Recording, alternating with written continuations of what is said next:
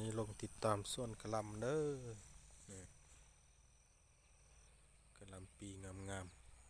ๆนี่มากระดอมมะเขือ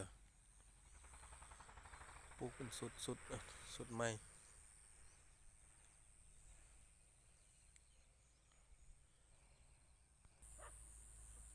มีส่วนสลี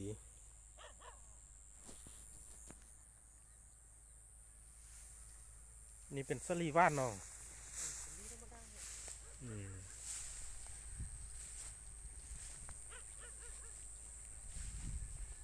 อันนี้มันจะคล้องส่วนไหนนี่นะจะของสวนแหละ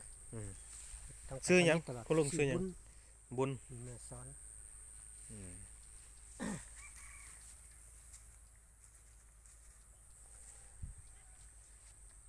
เอาเห็ดเขาปลูกเชอรี่แล้วก็เอาของป้อมหวานใช่ไหมเขาเก็บของป้อมแล้วก็ละเชอรี่ไว้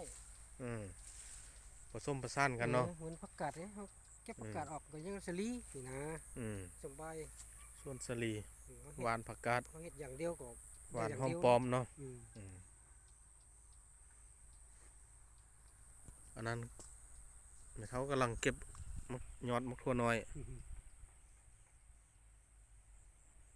ยอดทั่วน้อยก็กำลังงามๆ